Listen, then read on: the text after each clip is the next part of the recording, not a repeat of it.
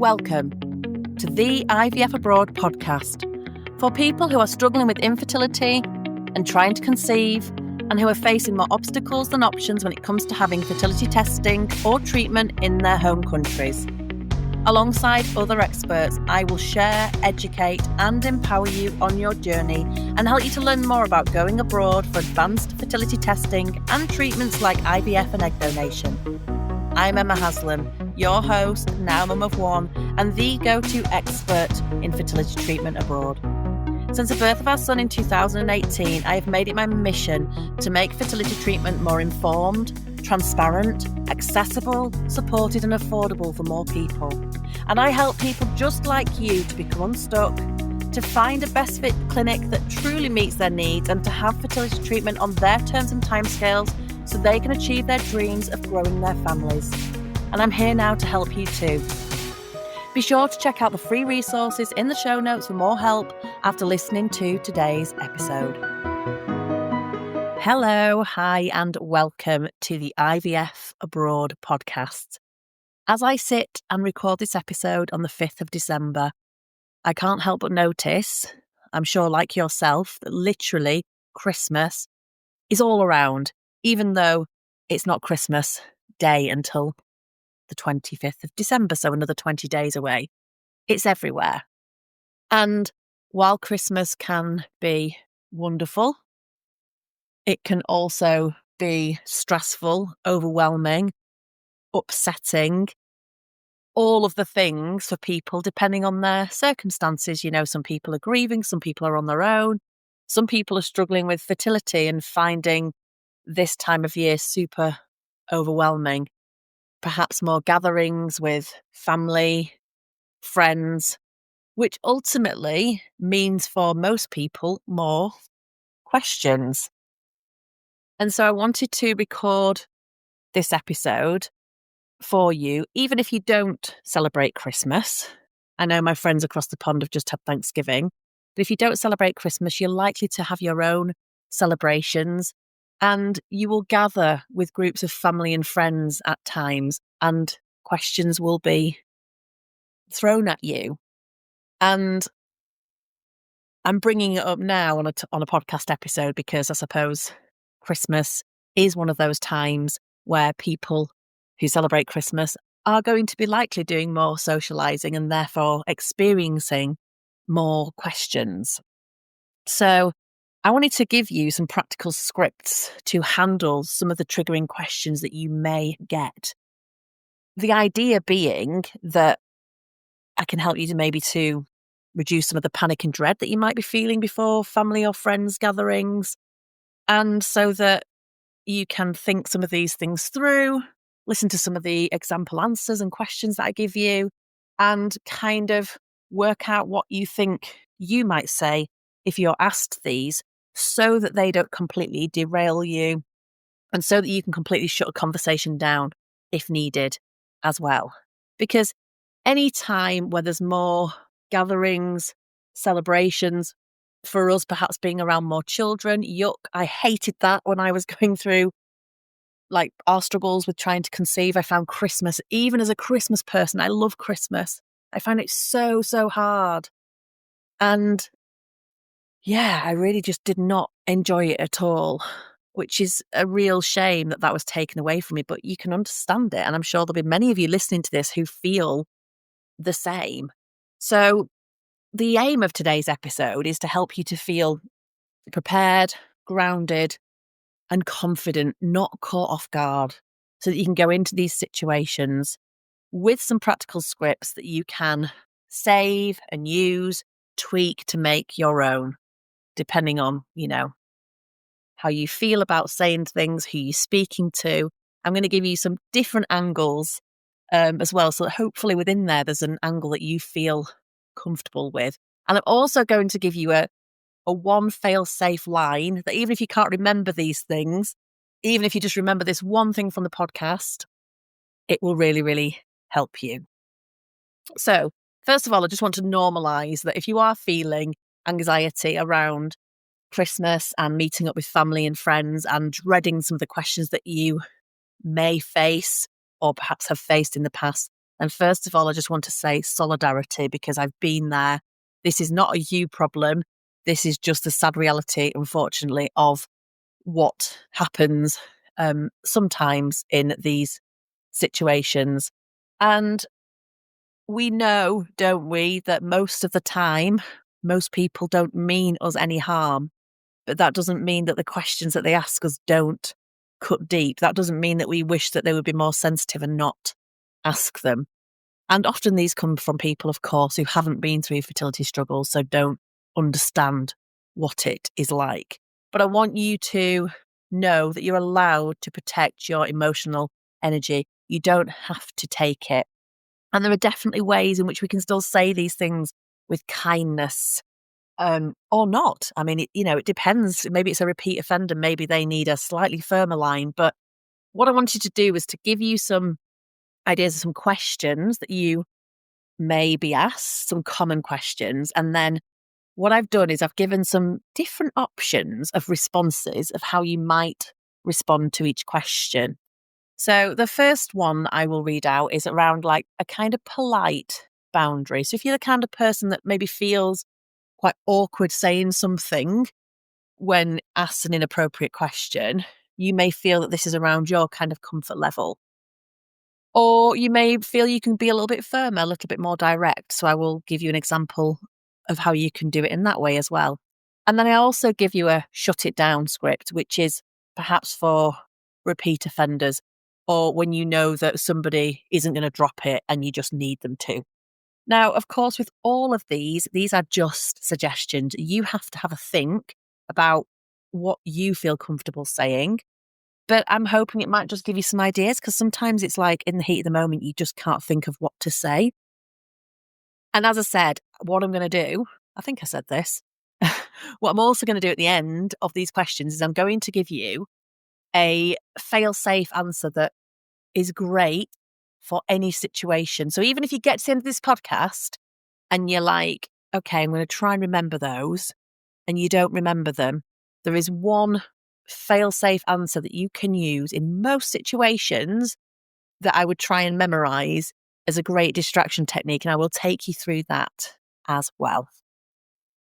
So, question number 1.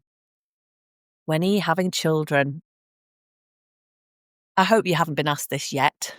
If you haven't, it will likely come. It's like when me and my husband were like in a relationship. It's then like, when are you getting engaged? Then you get engaged. When are you getting married? And then it's like, when are you having children? So inevitably, I think this question comes up for most people. And it's probably one of the most insensitive questions that people can ask. But I find it just seems to be normal that people ask this question, which to me is so bizarre.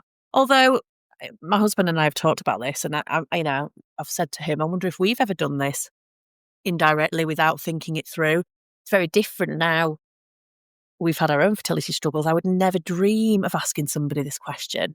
But it's interesting, isn't it? Perhaps what people, when they've never been through infertility, what they consider to be appropriate. And I think sometimes people, are making small talk or struggling for conversation as well. I think that sometimes happens. And I think when you haven't seen people for a long time and they're perhaps catching up on big chapters of your life, if the last thing you did was get a boyfriend, girlfriend, partner, get married or whatever, it seems like they have to think of like, what's the next thing? And then they ask that question. But yes, this is a really, really tough one. So if we're thinking about kind of giving a polite boundary answer, you might say something like, that's not our focus right now. I know that it is your focus, but they don't need to know that. And actually, there's not much more anybody can say to that. So it's not something we're focusing on right now. If you're wanting to be a little bit firmer, you might say something like, it's more personal than people realise, so we don't tend to discuss it. And if you really want to shut somebody down or shut them up, then you can just say that's not a question that we answer or we take from anyone anymore. So just have a think about those, let them sit with you for a moment and see, do any of those feel like something that you could say? Now, I know there'll be some of you cringing thinking, I can't say any of those, but I just want you to feel empowered that you absolutely can. And if you feel uncomfortable with this, think about the first option of it's not something we're focusing on right now. And you can practice it to yourself and you can change the wording. Like, this language has to be something that sounds like it would come from you, of course. But, maybe just be sort of practicing it, writing it down, saying it to yourself so that when somebody asks you, it just comes out second nature. And all of these, I think, shut the conversation down, which is exactly what you want. So question number 2, again, another common one, which is around oh, just relax. It'll happen when you're least thinking about it. All of that kind of style of question. So again, thinking to the kind of polite boundary, you could say, I wish it were that simple. If you wanted to be a little bit firmer than that, which I think shuts the conversation down better than I wish it were that simple. Relaxing doesn't fix medical issues, but thank you for the thought. And then if you want to be really direct and again, shut someone down, you may say something like, look, that kind of comment really is not helpful. Can we change the subject? Or let's change the subject. And again, I know some of you will be like, oh my God. But again, you've got to think who you're speaking to and what's appropriate. And is this somebody that constantly asks you inappropriate things and they need telling? All too often we think about the feelings of other people, but what about us? And, there are ways to still say these things where actually it doesn't upset them, it doesn't upset you, and ultimately stops the conversation and stops the questions. Another question that you may face, if you haven't already, are things like, have you thought about adoption? Have you thought about surrogacy? Have you thought about getting a dog? Whatever it is. So you might say something like, there are many paths to parenthood and we're thinking about what's right for us. That may invite some more questions, but you can say, we're not sure, we're just still exploring. You may say something like, adoption is a completely separate journey. It's not a replacement for medical care. Or you could say, look, I'm not up for discussing family building choices today, or I'm not up for discussing this today. And again, that will shut people down quite nicely. I hate this one. I've had this as well. Should you be drinking if you're trying to conceive? This actually made my blood boil. So again, I think it depends on sometimes the question, how much it triggers you, who it's coming from. Because for me, like some of the other questions, I think people are genuinely trying to help, perhaps. So their intention might be good. But should you be drinking alcohol if you're trying one, to me just feels like there's no good. I don't feel like that comes from a good place. So you may say something like, thanks, I'm making choices that are right for me today. I really like that one. Or, don't worry, my doctor and I have it covered. Or, my choices are not up for discussion. Quite like that as well. And I know some of these sound harsh, but actually, sometimes they are just needed.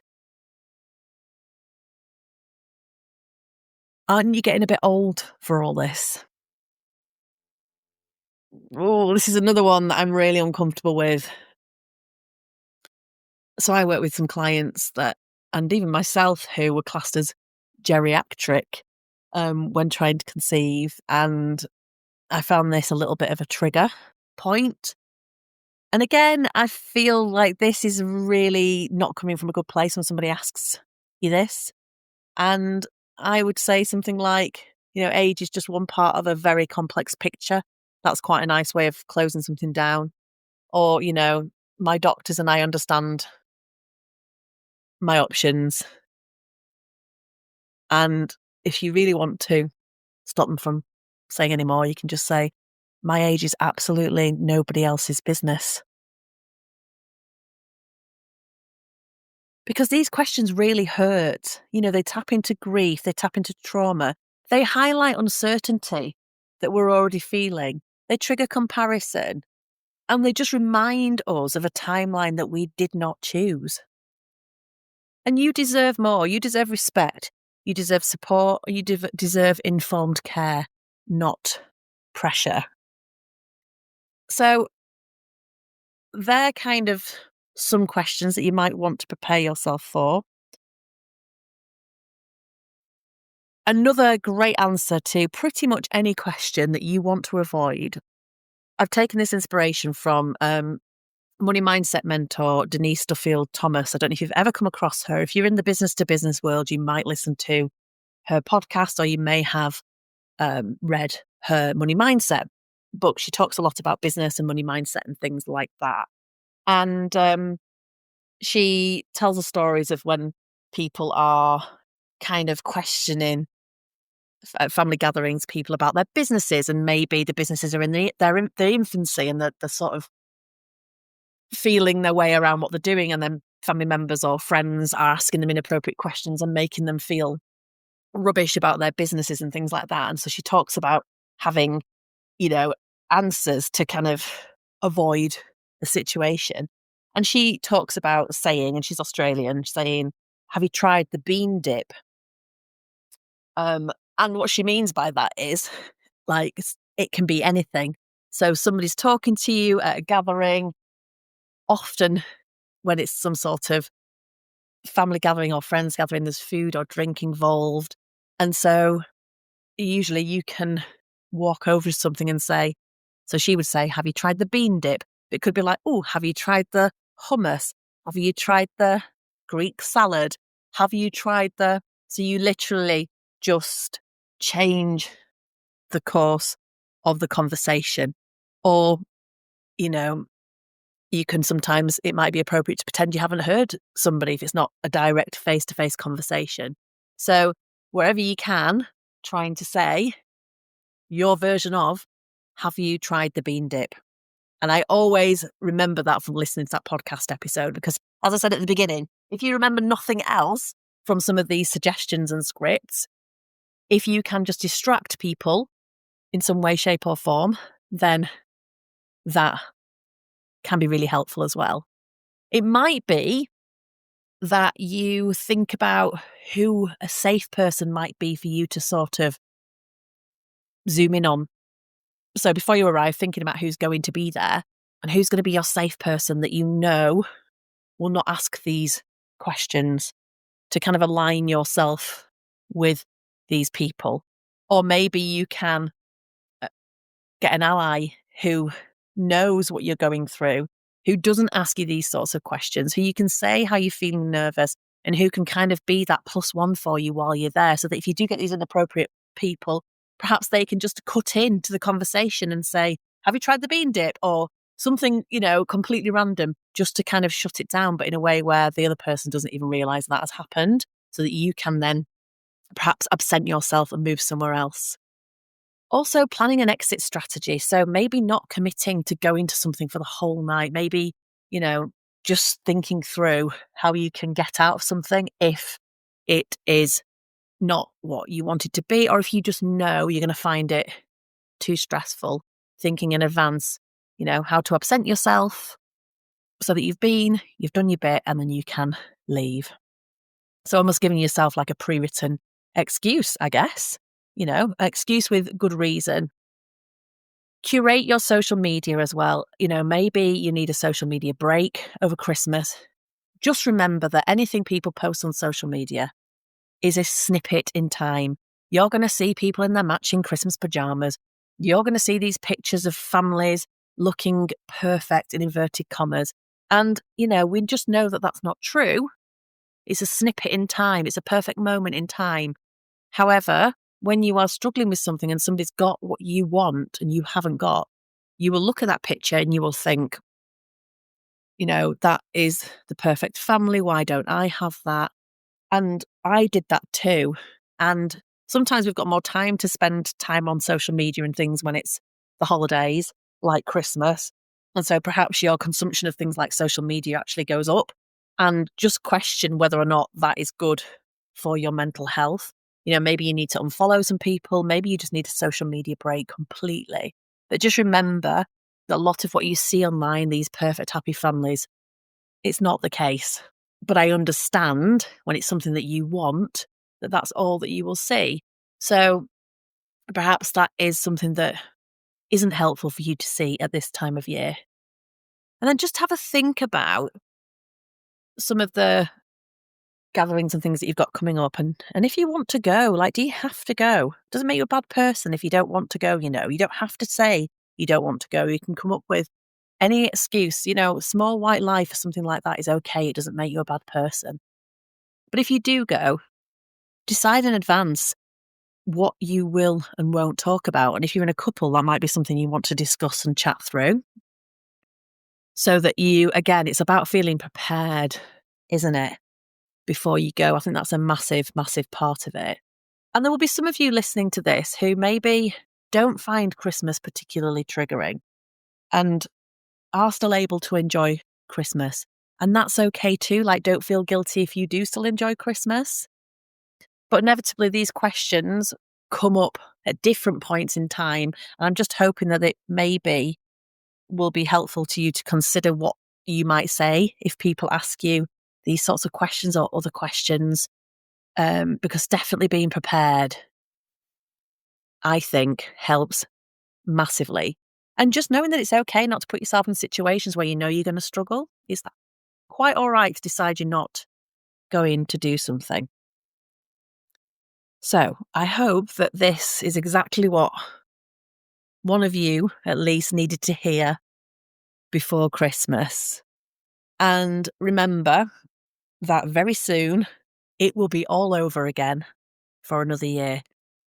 And you don't owe anybody an explanation for anything. It doesn't make you a bad person. It's okay to have boundaries. And it's okay to not answer somebody's questions. It's also okay to educate people. There may be people in your life that actually, it comes from a really good place. And that perhaps with them, it might be that you say, look, I know you don't mean to cause me any upset or harm, but when people ask me these sorts of questions, this is how it makes me feel. What would help me instead would be if you said this, or if you didn't say anything. I think sometimes if we're close to people and we've got that relationship, we can say that and we can tell them what we do want them to do. And actually, they will be super grateful, because a lot of the time people, the ones with the good intentions, are clueless and don't know what to say and panic a bit, I think, sometimes. And so say the wrong things.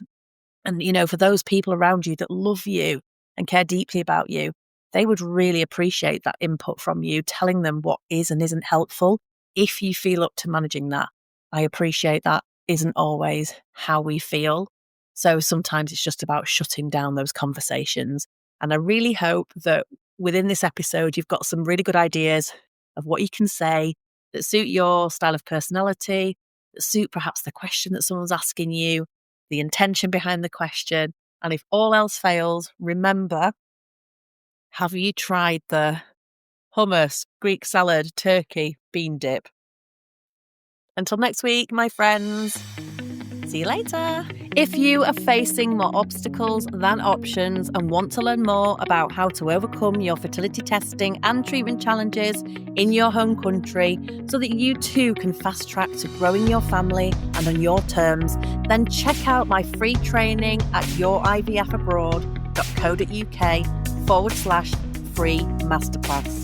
Don't forget to rate and subscribe so you don't miss an episode and so that I can reach and help more people. Thanks for listening.